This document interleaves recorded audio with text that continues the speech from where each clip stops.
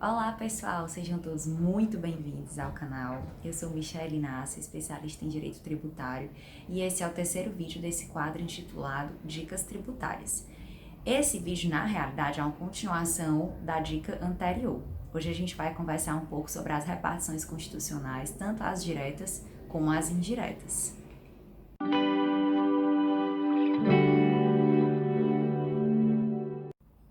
Pessoal, nesse vídeo eu vou fazer da mesma forma que fiz o vídeo da dica anterior, tá? Eu também preparei uma apresentação, ela vai ficar disponível, já está, na verdade, para download. Aqui embaixo tem o link. Ela está disponível em PowerPoint mesmo, não em PDF, porque eu inseri alguns comentários nos slides que se eu fosse converter para PDF vocês iriam perder, tá bom? Então vou fazer aqui o compartilhamento de tela. Bom, gente, então vamos lá, vamos começar.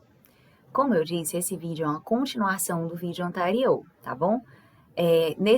Especificamente, nós vamos tratar da repartição constitucional das receitas tributárias, tá certo?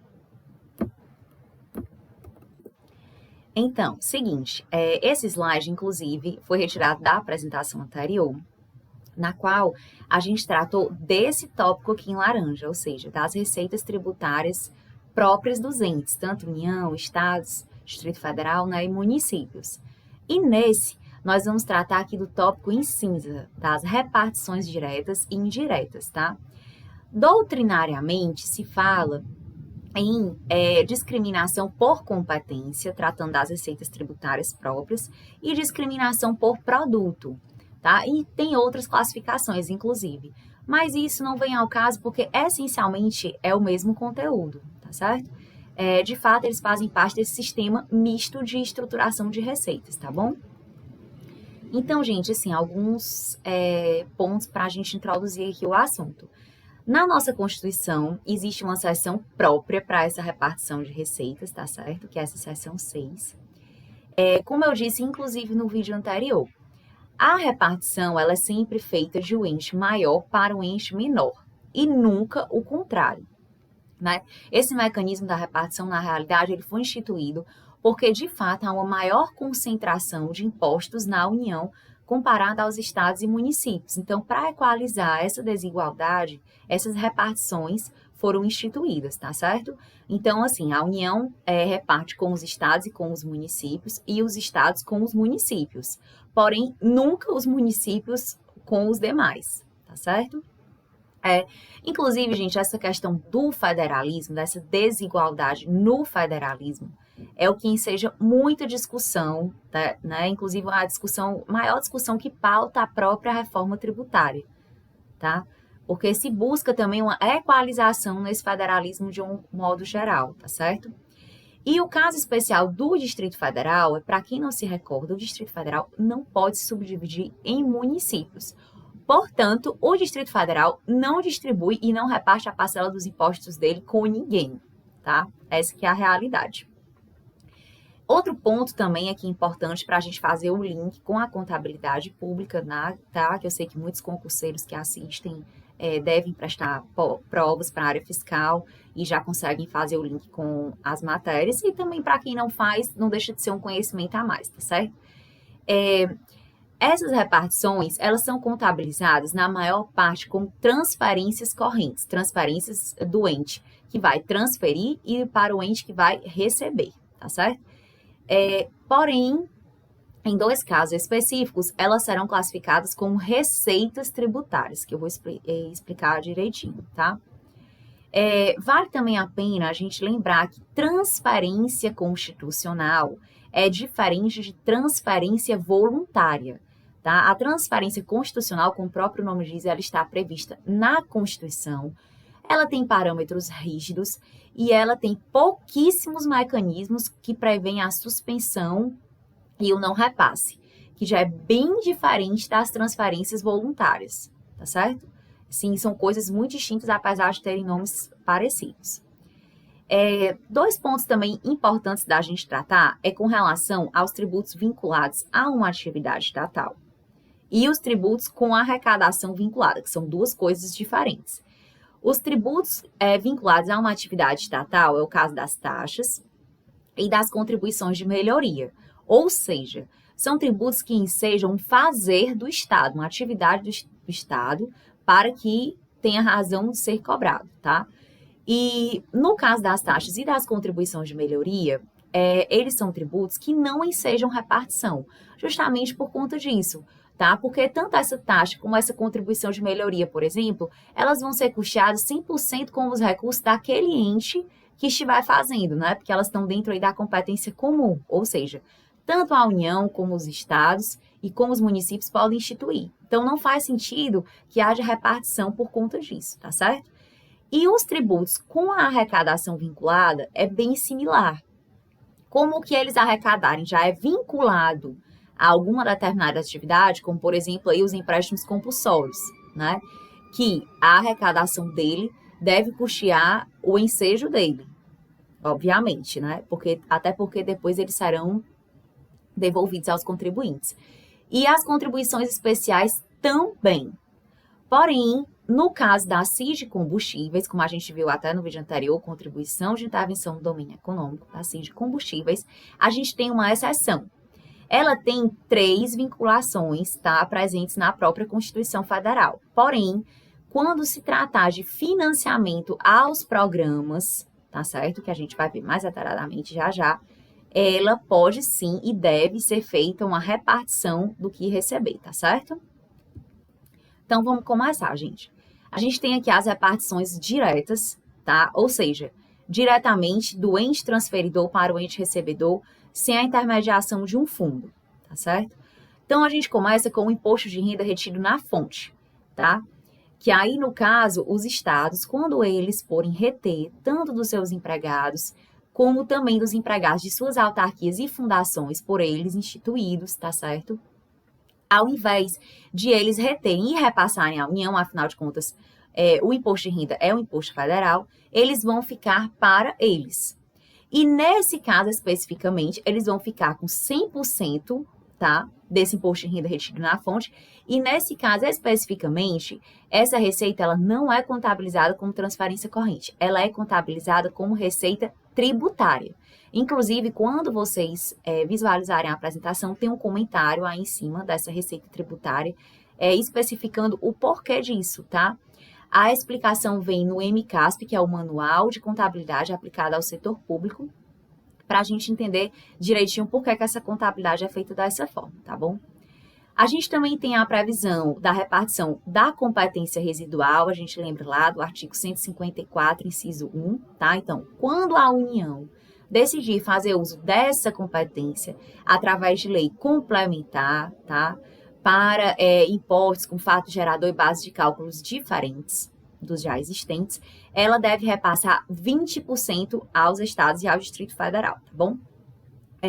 O imposto sobre operações financeiras, tá certo? O IOF, quando ele for sobre o ouro, definido como ativo financeiro e instrumento cambial, a União vai repassar 30% também para os estados e Distrito Federal, né?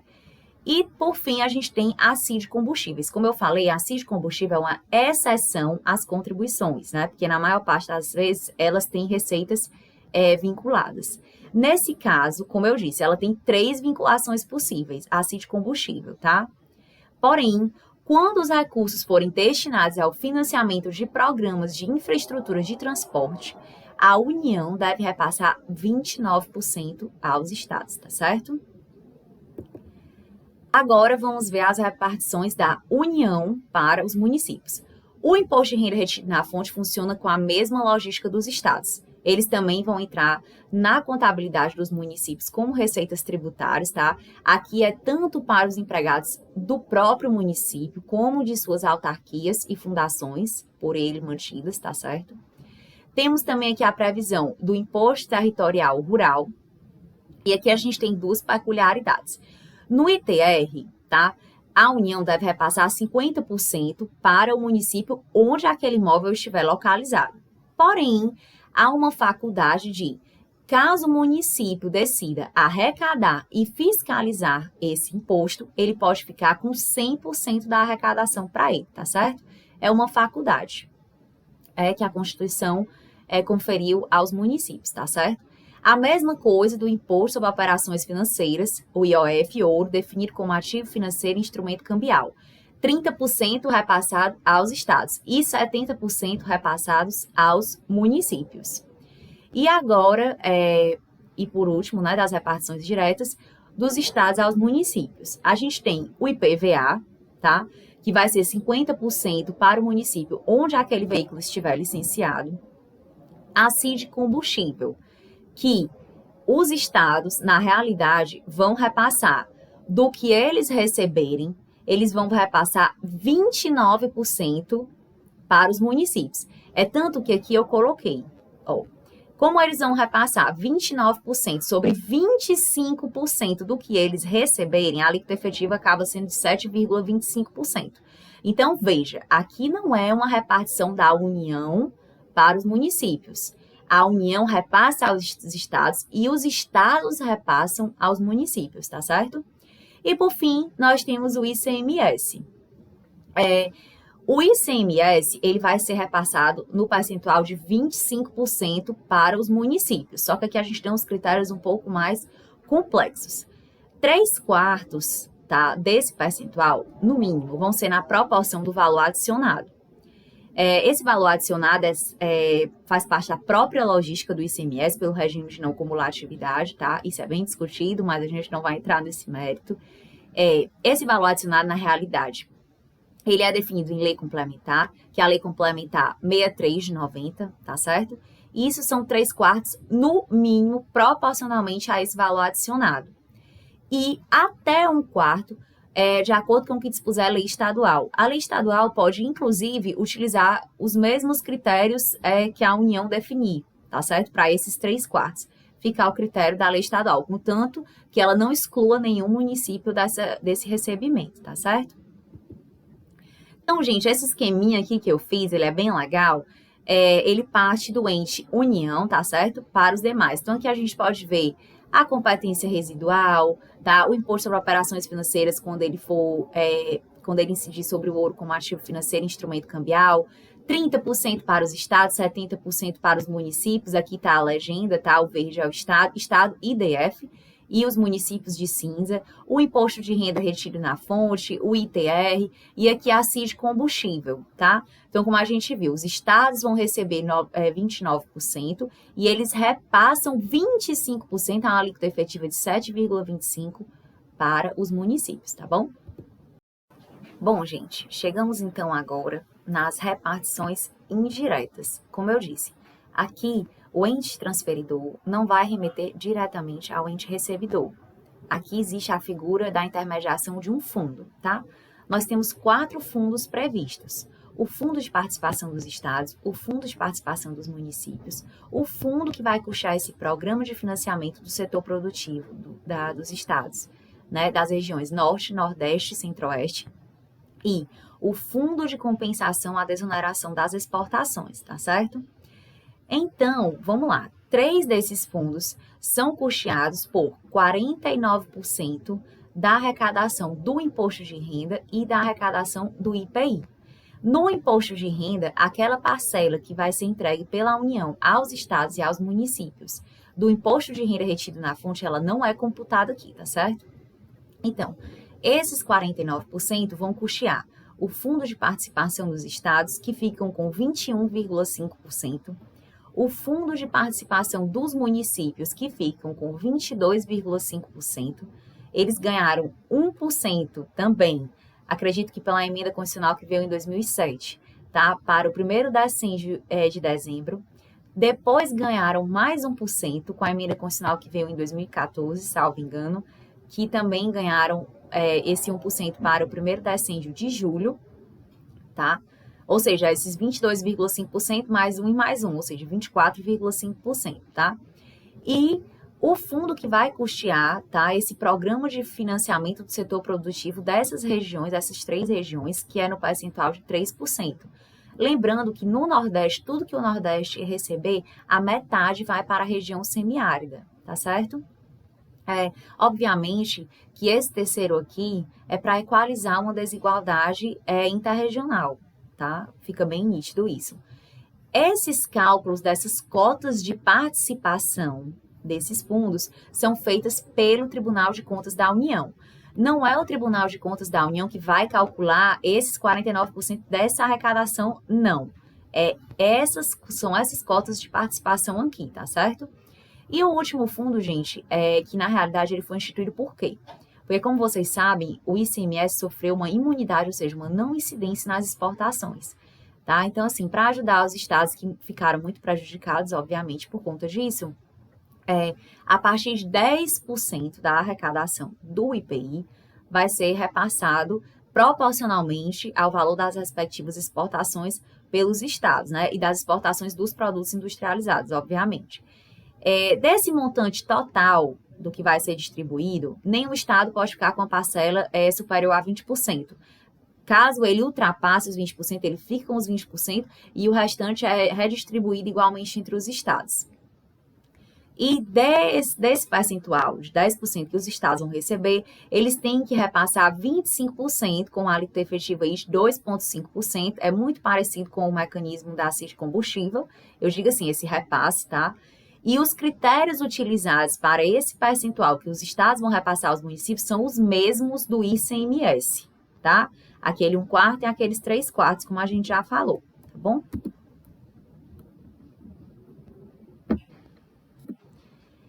E por fim, gente, a gente tem a exceção, a retenção das parcelas. Essas exceções, na realidade, são uma diferença gritante entre o que eu falei lá no início, a diferença entre transferências constitucionais e transferências voluntárias, tá certo?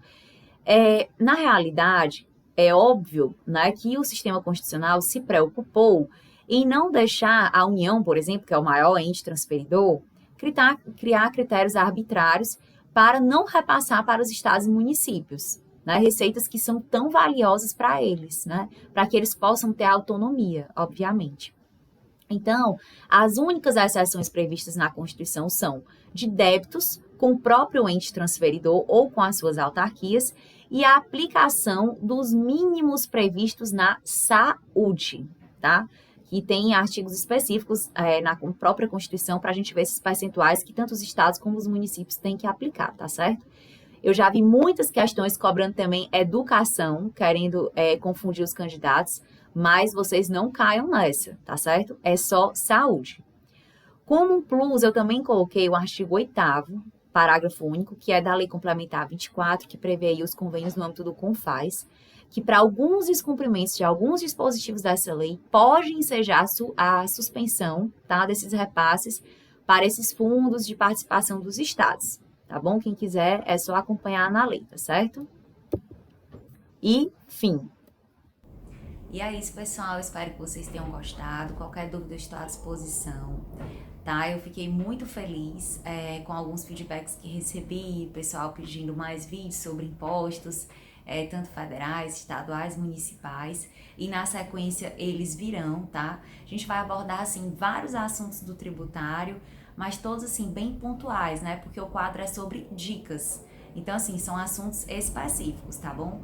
Qualquer necessidade de outro conteúdo que vocês tenham, vocês podem me enviar, tá? Para quem quiser ver o tributário também sobre outros enfoques, como enfoques mais atuais, temas sobre a reforma tributária. Eu posto bastante coisa no meu Instagram. Você pode aqui em cima, onde está a foto de capa, já clicar no link do Instagram, tá certo? E é isso, por hoje é só. Um forte abraço. Para quem gostou, dê o seu like e ative os sininhos para as futuras notificações.